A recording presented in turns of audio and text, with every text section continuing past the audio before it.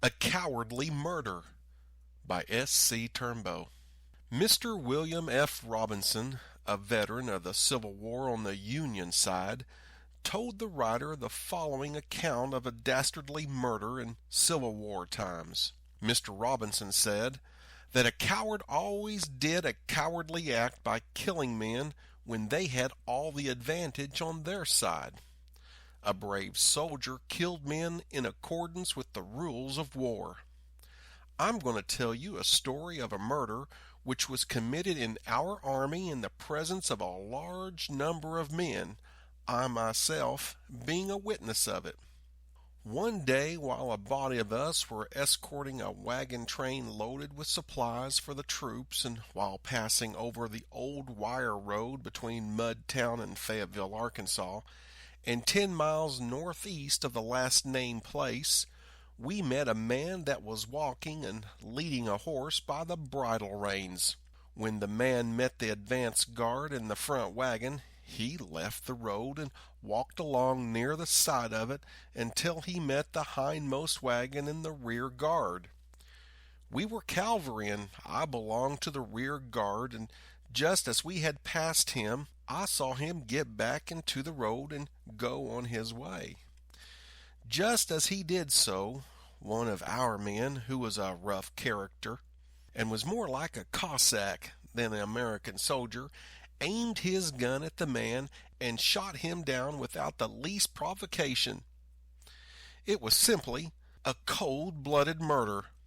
The troops were all halted at once, and the commanding officer ordered the murderer arrested immediately, which was promptly done and placed under guard.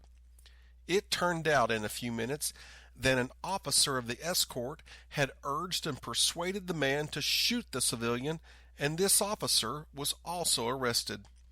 In the meantime, a great commotion among all the soldiers took place, for they did not approve of the killing. It was a hot time then, for we expected every moment to be attacked by the enemy, and while the skirmishers and vedettes were on alert, watching for the approach of the Southern men, our commander, Captain Charlie Moss, ordered a hasty investigation of the dead body of the man for the purpose of identification, and 3 or 4 officers were detailed to make up the examination and report as quick as possible. Now, the man was dressed in citizen's clothes, and it developed that he carried a lot of papers on his person which led to his identification. It also turned out that he was a Union man and was on his way out of Arkansas into Missouri. He had a roll of promissory notes and a sum of money. Now, I cannot call to mind the name of the man nor what part of Arkansas he hailed from, as we expected an attack from the Southern forces. But we could not remain any longer than really necessary, and the examination was hurried through with, and it was completed, and Captain Moss called for 3 volunteers to bury the dead man as decent as the circumstances would admit. And I and my brother Zeke Robinson and another man offered our services, and the captain directed us to pick up the body and put it in a wagon and haul it to the first house where we could borrow some tools to dig a grave and bury it. We found it was only a half-mile to the next house, where the lady of the house loaned us a hoe and a shovel, and the teamsters whose wagon the body was in drove the wagon to the edge of the forest, where we took the dead man out of the wagon and into the woods, and we laid him on the ground out of sight of the road, and after selecting a spot of ground for the resting place for the remains, we went to work and dug a shallow grave, and we placed the body in it without a coffin and dressed in the same clothes that he was killed in. Then we filled in the dirt and made a little mound and made it smooth. Just as we finished, we supposed that an enemy was near us, and we dropped the tools at the grave, and mounting our horses, we sped away from there at a rapid gait.